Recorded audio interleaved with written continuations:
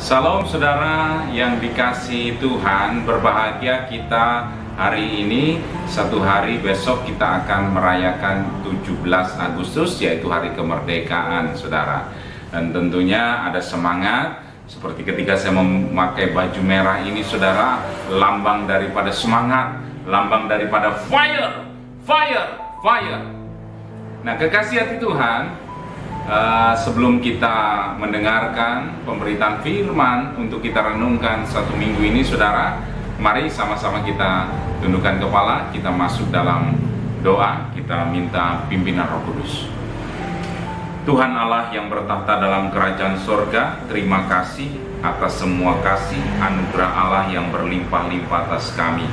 Pada kesempatan kali ini kami rindu Tuhan, kami merenungkan firman Tuhan. Sampaikan dengan lugas Tuhan, sampaikan dengan seluruh kerinduan-Mu atas setiap kami Tuhan. Dan biarkan kami bisa menerima dengan pertolongan kuasa Roh Kudus untuk kami lakukan dalam kehidupan kami sehari-hari. Bebaskan kami Tuhan dari setiap ikatan-ikatan dosa. Di dalam nama Tuhan Yesus, haleluya, amin. Nah, kekasih hati Tuhan berbicara mengenai kebebasan, berbicara mengenai kemerdekaan saudara. Pada suatu kali saya melihat sebuah berita di dalam sebuah koran saudara, bahwa ada 80 orang yang dipasung.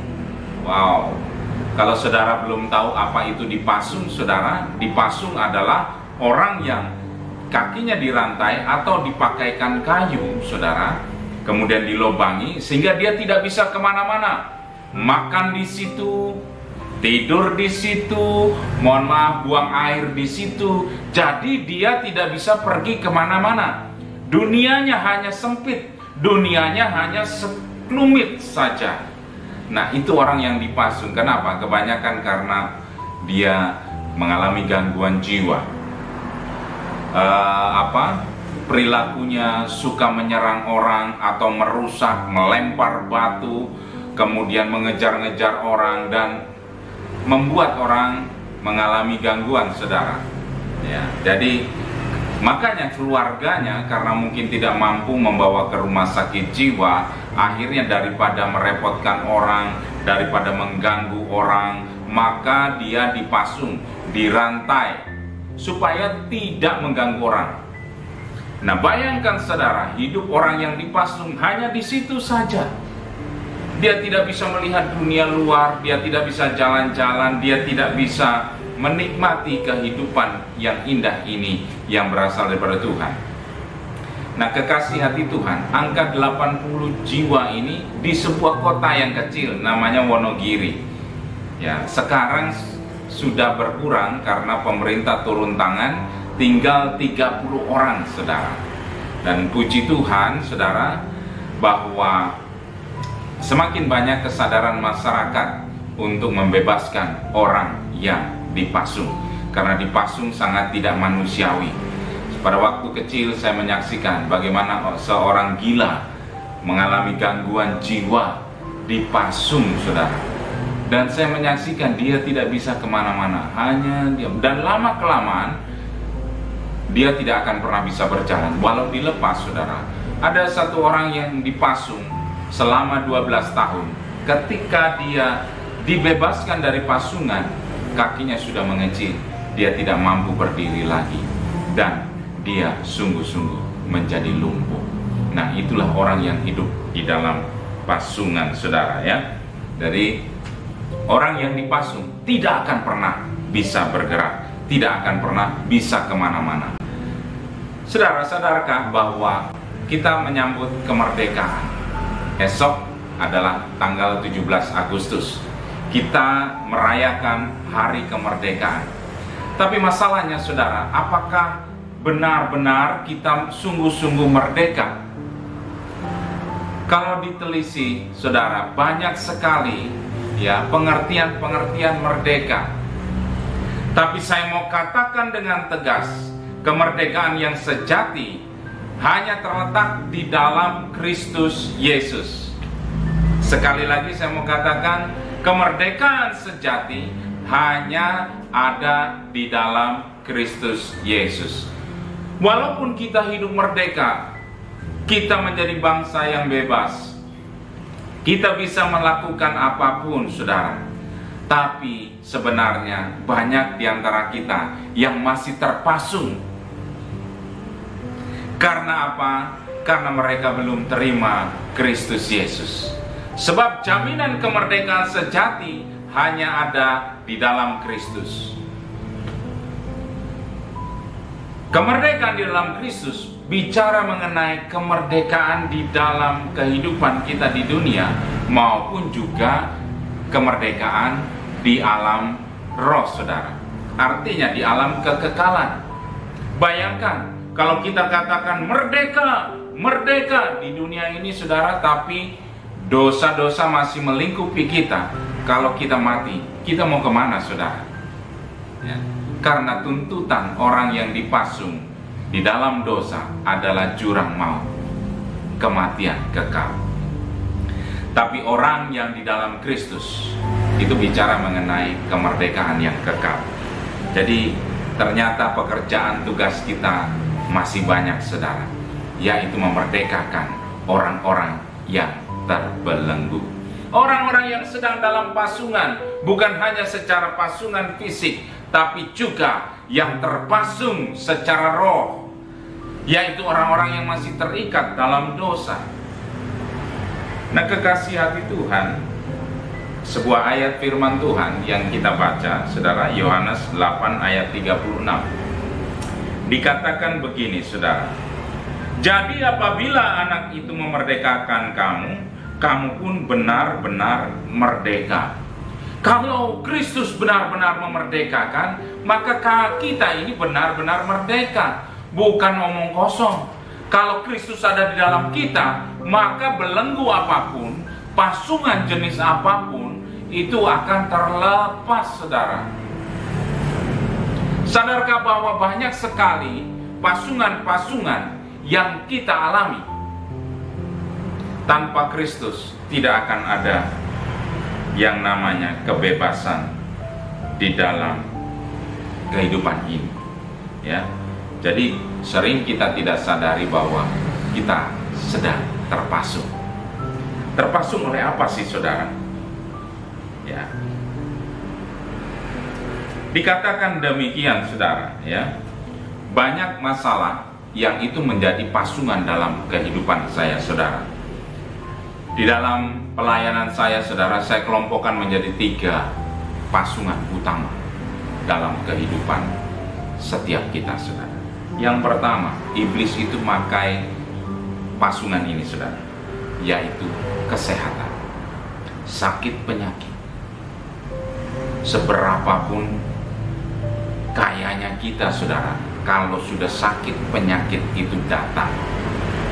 Ibaratnya saudara-saudara punya rumah mewah, tapi kalau saudara tiap hari sudah hidupnya lemas, ya, badan saudara sudah tidak bisa bernapas saja harus pakai oksigen, atau saudara sudah tidak bisa berdiri lagi, atau mungkin ada penyakit stroke, atau ada mungkin cancer, atau ada penyakit-penyakit lainnya yang membuat kita tidak berdaya, saudara. Itulah pasungan kesehatan. Tentunya mungkin saudara dimanapun saudara, kalau saudara hari ini sedang terpasung oleh pasungan yang iblis lakukan, yaitu pasungan sakit penyakit, kesehatan kita terbelenggu, maka saudara, itu namanya kita belum merdeka, saudara. Dan jaminan kemerdekaan atas setiap sakit penyakit itu datang dari Tuhan Yesus. Oleh karena itu, saudara, saya mau katakan demikian, saudara, ya, bahwa kalau hari-hari ini banyak kita yang masih terpasung oleh sakit penyakit, lihat firman Tuhan di dalam Yesaya, katakan oleh bilur-bilurnya kita menjadi sembuh. Oleh bilur siapa, saudara? Oleh bilur Kristus. Jadi jaminan kemerdekaan atas sakit penyakit itu datang daripada Tuhan Yesus. Oleh bilur-bilurnya kita sembuh. Jadi saudara yang membutuhkan kemerdekaan atas sakit penyakit, saudara yang sedang terbelenggu oleh sakit apapun, saya mau katakan bahwa kemerdekaan atas sakit penyakit itu hanya datang dari bilur-bilur Yesus. Jadi Yesus sudah menjamin ada kemerdekaan atas sakit penyakit. Oleh bilur-bilurnya kita menjadi sembuh. Ya, siapa yang tidak pernah sakit, saudara? Saya pun pernah mengalami sakit. Puji Tuhan, saudara. Ya, beberapa waktu yang lalu, saudara, saya diindikasikan ada penyumbatan pembuluh darah. Ya, saya datang ke dokter jantung, saudara. Sudah 2 tahun, saudara, saya berobat terus. Tapi saya ingat firman ini, bahwa oleh bilur-bilurnya saya sembuh. Oleh bilur-bilurnya saya sembuh. Saya perkatakan terus demikian, saudara. Ya, saya ingin kemerdekaan dari Kristus. Kalau Kristus sudah memerdekakan, saya pasti benar-benar merdeka. Dan saudara, ya, kemudian saya terakhir kali kontrol, saudara. Dokter katakan, Pak, mau treadmill saja, mau cek apakah ada sumbatan atau tidak. Kemudian, oke lah, saya treadmill, saudara. Ya, saya treadmill, saya selalu ikuti apa anjuran dokter itu. Tapi iman saya berkata bahwa saya sehat, saya tidak ada penyumbatan. Akhirnya, saudara, hasilnya keluar, saudara. Selama 6-10 menit itu saya harus treadmill. Ya, kemudian dokternya bilang bahwa sejauh ini tidak ada indikasi ada sumbatan, sejauh ini tidak ada indikasi ada kelainan dalam jantung Bapak. Puji Tuhan, saudara. Tiap hari yang saya lakukan adalah saya angkat darah Kristus, saya imani di dalam nama Yesus, saya sehat, saya sembuh, saya mengalami yang namanya bilur-bilur Yesus. Kuasa darah Yesus membebaskan kita. Kalau saya mengalah, saudara pasti mengalah. Amin. Nah, oleh karena itu, saudara, belenggu pertama, saudara, pasungan pertama adalah kesehatan.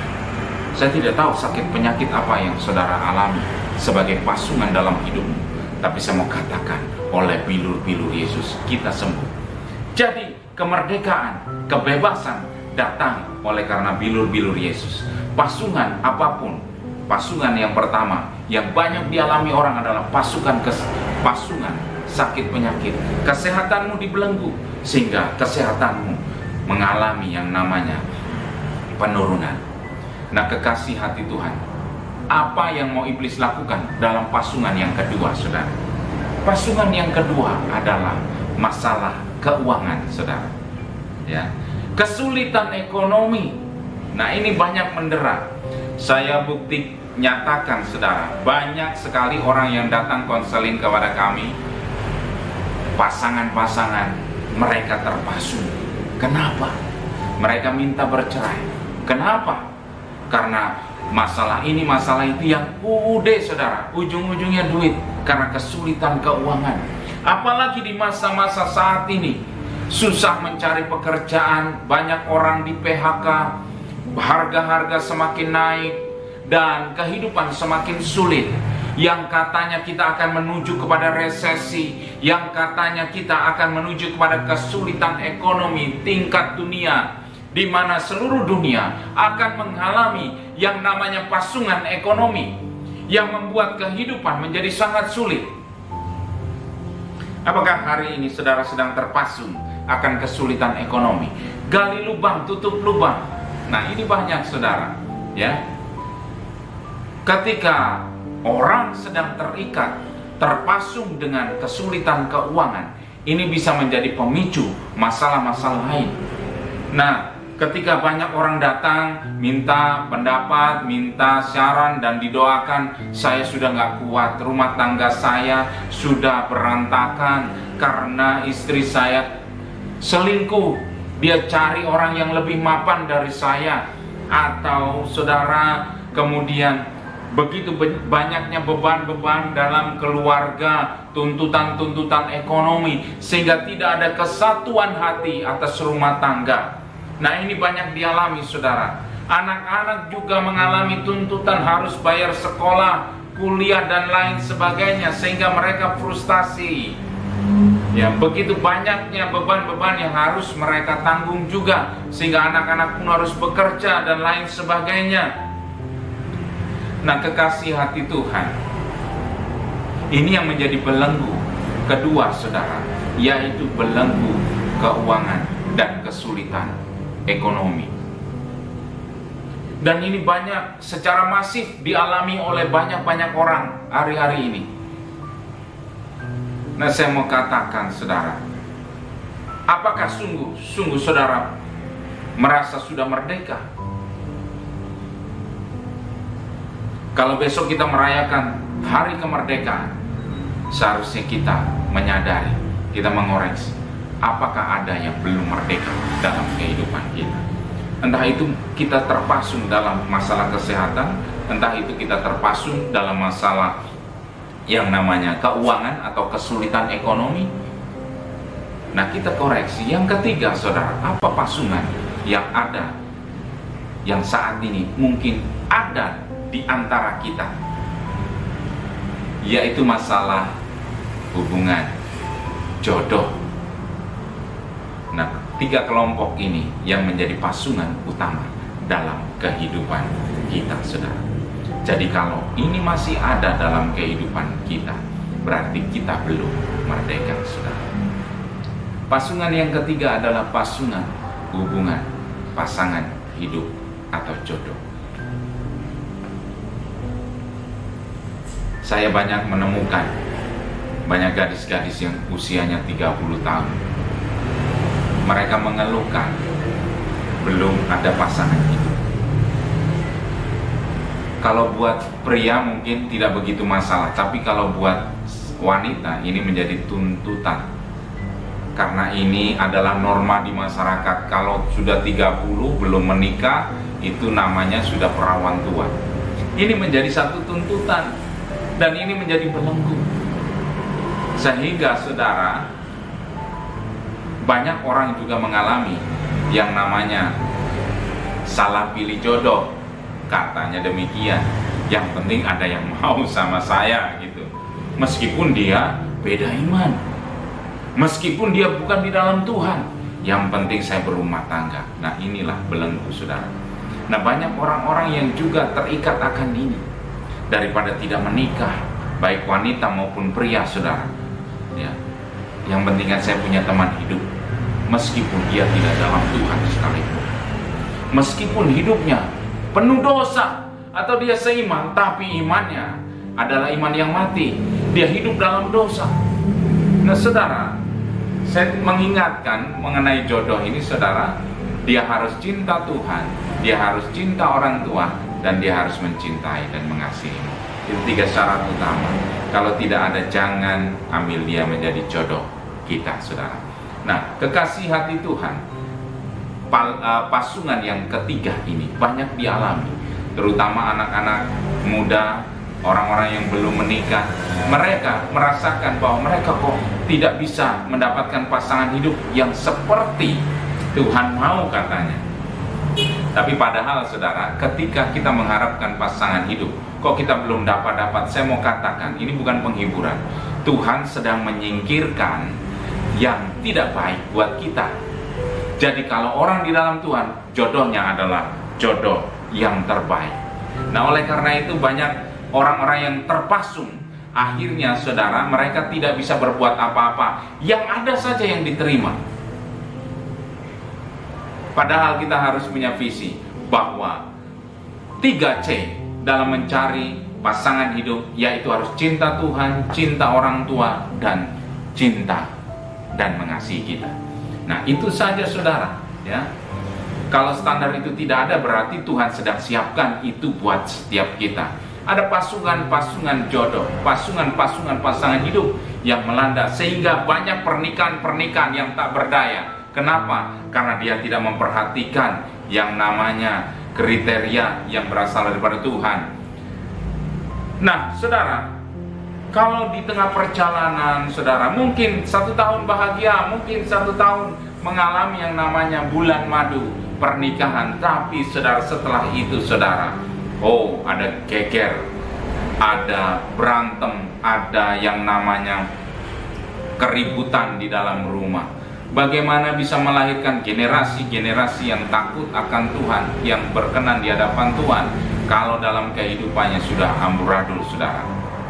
Nah, kekasih hati Tuhan, saya juga menemukan, saudara, orang yang karena terpasung dalam pasangan hidup, akhirnya melakukan hal-hal yang di luar kehendak Tuhan, sehingga terpaksa menikah. Nah, menikah kok terpaksa, saudara? Kalau saudara menikah terpaksa, itu berarti saudara dipasung. Ya, saya menikah tidak dengan terpaksa. Saya menikah karena saya mengasihi. Saya menikah karena saya sukacita. Kalau saudara menikah tidak dengan sukacita, hanya karena tuntutan, yang penting kawin, yang penting menikah, yang penting memenuhi tuntutan orang tua, yang penting memenuhi tuntutan masyarakat, itu namanya saudara menikah dalam keadaan terpasung. Nah, oleh karena itu saudara, 3 hal ini saudara harus perhatikan. Dalam kita menyambut kemerdekaan, ada 3 pasungan utama, yaitu pasungan kesehatan, sakit penyakit, pasungan keuangan, kesulitan ekonomi, dan pasangan hidup atau jodoh. Itu harus kita perhatikan. Benar-benar ini yang begitu banyak dipakai iblis untuk menjerat bahkan orang-orang percaya sekalipun. Kekasih hati Tuhan, tentunya ada kabar baiknya. Good news harus disampaikan dalam pemberitaan firman, ya. Tadi sudah disampaikan bahwa Yohanes 8 ayat 36, jadi apabila anak itu memerdekakan kamu, kamu pun benar-benar merdeka. Kekasih hati Tuhan, kata-kata merdeka yang Yesus katakan, saudara, itu sungguh-sungguh bermakna, ya. Ketika firman ini berkata, kalau Kristus memerdekakan, maka kita benar-benar merdeka, itu ya dan amin. Pasti. Jadi kuncinya hanya di dalam Yesus Kristus. Nah, apakah saudara sudah hidup dalam Kristus Yesus? Itu pertanyaan. Kalau saudara mau bebas dari pasungan, maka intinya saudara harus menghadirkan yang namanya Kristus Yesus dalam kehidupan kita. Untuk mengalami kemerdekaan sejati, saudara, seseorang pun harus meresponi Kristus dalam kehidupannya. Jangan hanya terima Kristus tapi tidak hidup seperti Kristus. Nah, itu yang menjadi masalah utama, saudara.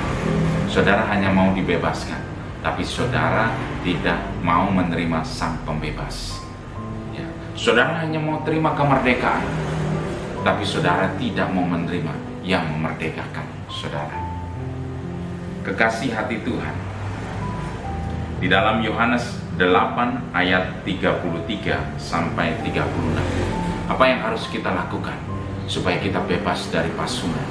Yang pertama, saudara, kita harus terima Yesus di dalam hati kita, sungguh-sungguh, bukan hanya terima kemerdekaan. Jadi ingat, yang pertama, saudara, yang harus kita lakukan adalah terima Yesus secara pribadi. Sampai berbusa-busa saya katakan demikian, saudara, kepada setiap orang yang terpasung. Mungkin dia sudah tahu, dia sudah dengar firman ini, tapi dia tidak lakukan. Itu masalahnya, yaitu menerima Yesus dalam hati kita. Kalau Yesus ada dalam hati setiap saya dan saudara, maka kebebasan, kemerdekaan pasti terjadi. Nah, kekasih hati Tuhan, Yohanes 8 ayat 33 sampai 36. Ada sebuah narasi dari firman Tuhan di Yohanes ini, saudara. Saya bacakan Yohanes 8 ayat 33 sampai 36. Jawab mereka, kami adalah keturunan Abraham dan tidak pernah menjadi hamba siapapun. Bagaimana engkau dapat berkata kamu akan merdeka? Kata Yesus kepada mereka, aku berkata kepadamu, sesungguhnya setiap orang yang berbuat dosa adalah hamba dosa, dan hamba tidak tetap tinggal dalam rumah, tetapi anak tetap tinggal dalam rumah. Jadi apabila anak itu memerdekakan kamu, kamu pun benar-benar merdeka. Nah saudara, orang-orang Israel pada waktu itu katakan, saya bukan hamba kok, saya keturunan Abraham, saya Israel, keturunan Yakub, bapak saya adalah Abraham. Mereka berdalih demikian saudara. Mereka berdalih, kok katanya Kristus mau memerdekakan kita, kok Kristus mau membuat kita dilepaskan dari perhambaan atau perbudakan. Memangnya kita budak, wong kita bangsa yang bebas. Nah ini seperti kita hari-hari ini, kita merasa bahwa kita orang merdeka, tapi sebenarnya kita adalah hamba dosa. Nah barang siapa hidup di dalam dosa, maka dia adalah hamba dosa, dan hidupnya pasti terpasung. Saya pastikan saudara, ketika saudara hidup dalam dosa, hidup saudara terpasung. Artinya tidak ada sesuatu yang bisa saudara lakukan, sebab di luar Tuhan kamu tidak bisa lakukan apapun. Nah kekasih hati Tuhan, oleh karena itu saudara, hadirkan Kristus dalam kehidupan saya dan saudara. Jika Kristus ada di dalam kehidupan saya, maka dia memerdekakan. Jika dia benar-benar memerdekakan, maka kita benar-benar dimerdekakan saudara. Jadi kalau anak memerdekakan kita, maka kita benar-benar merdeka. Jadi jangan GR saudara. Saudara katakan bahwa kita ini bangsa yang bebas, kita ini bebas. Saudara, apakah benar-benar bebas? Kalau kamu hidup dalam dosa, kamu masih terbelenggu. Hanya Yesus yang bisa membebaskan kita. Saya tidak tahu apa yang hari ini saudara sedang lakukan, dimanapun saudara yang menyaksikan ini. Entah saudara sedang terikat perzinahan, kumpul kebo, entah saudara sedang melakukan seks bebas, entah saudara sedang terikat akan narkoba, dibelenggu oleh yang namanya ketergantungan, atau saudara sedang lakukan kejahatan-kejahatan, saudara manipulasi uang perusahaan, atau saudara ambil yang namanya yang bukan hak saudara, atau saudara sedang merencanakan yang jahat buat orang lain. Itu namanya kita hidup dalam dosa. Kita terbelenggu. Setiap hari yang kita pikirkan hanya itu terus, itu terus, itu terus. Itu namanya hidup dalam dosa. Nah oleh karena itu kita butuh pembebas, yaitu Kristus Yesus. Kekasih hati Tuhan, kabar baik saudara, Yesus itu sanggup memerdekakan, melepaskan. Jadi dikatakan dalam Yohanes 8 tadi, katakan, jadi apabila anak itu memerdekakan, maka itu bukan hoax, tapi benar-benar nyata, dia akan memerdekakan. Kuncinya, terima dia, terima Yesus, masukkan dalam hatimu, minta pimpinannya. Apa yang harus saya lakukan Tuhan Yesus? Merdekakan aku. Nah, kunci yang terutama dan pertama saudara adalah terima Yesus sebagai sang pembebas kita, juru selamat kita. Maka dia akan memerdekakan saya dan saudara. Nah yang kedua saudara, bagaimana hidup dibebaskan dari setiap pasungan yang melanda kehidupan kita saudara, yaitu adalah di dalam Yohanes 8 ayat 47. Yohanes 8 ayat 47 katakan, barang siapa berasal dari Allah, ia mendengarkan firman Allah. Itulah sebabnya kamu tidak mendengarkan, karena kamu tidak berasal dari Allah. Kekasih hati Tuhan, tadi orang Israel katakan bahwa bapaknya Abraham, dia berasal daripada pengurapan Abraham, keturunan Abraham, orang yang mengikuti firman Tuhan, yang mendengarkan firman Tuhan. Tapi mereka menolak firman itu sendiri. Bagaimana saudara? Ironis saudara. Dikatakan bahwa kita ini orang Kristen, tapi kita menolak Yesus dalam kehidupan kita. Kita menolak firman yang diberitakan kepada kita, saudara. Jadi kunci yang kedua adalah kalau mau hidup dilepaskan dari pasungan, saudara, maka kamu harus hidup tinggal di dalam firman. Ya, yang kedua ini, saudara, adalah hidup tinggal dalam firman. Bagaimana bisa hidup tinggal dalam firman? Kalau di masa-masa yang sulit ini kita tidak ibadah, saudara, kalau mendengar mengenai ibadah, komsel, kegiatan puasa, kemudian baca renungan firman Tuhan, kemudian doa syafaat, doa setiap hari, itu seperti alergi, saudara. Ya. Apakah kamu katakan kamu hidup di dalam firman? Kalau kita menolak firman, sama seperti orang Israel, saudara. Mereka katakan, saya mengikuti Abraham, Abraham yang mengikuti firman. Padahal mereka menolak firman itu sendiri. Nah, apakah itu ada dalam kita? Kalau kita mau terbebas dari namanya pasungan, kita harus namanya senang tinggal dalam firman. Ya. Coba saudara koreksi. Apakah saudara meluangkan waktu untuk ibadah online, ibadah di rumah, mesbah keluarga? Kalau gereja hari ini sedang puasa, saudara, apakah saudara mengikuti doa puasa ini? Padahal, saudara, saya pastikan bahwa ketika kita ikut dalam tuntunan-tuntunan yang gereja sudah berikan dari hasil doa puasa, saudara, maka saudara percaya akan ada terobosan besar yang terjadi di depan kita. Kita menyambut yang namanya kemerdekaan ini dengan 7 hari doa puasa, saudara. Ya. Saya setiap hari lakukan perjamuan kudus, doa mesbah bersama anak-anak dan istri, dan kita baca firman Tuhan. Itu adalah sebuah langkah, ya, untuk mendisiplinkan kita mengikuti firman Tuhan. Kadang harus dipaksakan, saudara. Kalau saudara sudah tidak gemar, saudara, artinya kita tidak tinggal dalam firman. Kita tidak menyukai firman Tuhan. Kalau dengar sesuatu yang berbau firman Tuhan, berbau rohani, berbau mungkin khotbah, berbau mengenai baca Alkitab, berbicara mengenai pertemuan komsel, CSC, saudara kemudian enggan. Ya, saya mau katakan, banyaklah alasan yang bisa kita buat, saudara. Ya, padahal kita bisa pergi kemana-mana, saudara. Tapi ketika waktunya untuk bertemu, beribadah, CSC, dan lain-lain, saudara katakan, saya sakit perut nih, atau apalah gitu ya. Kalau saudara bekerja, saudara mungkin giat, saudara. Tapi kalau sudah jam 5 sore, saudara ke atas, sakitnya kumat, saudara.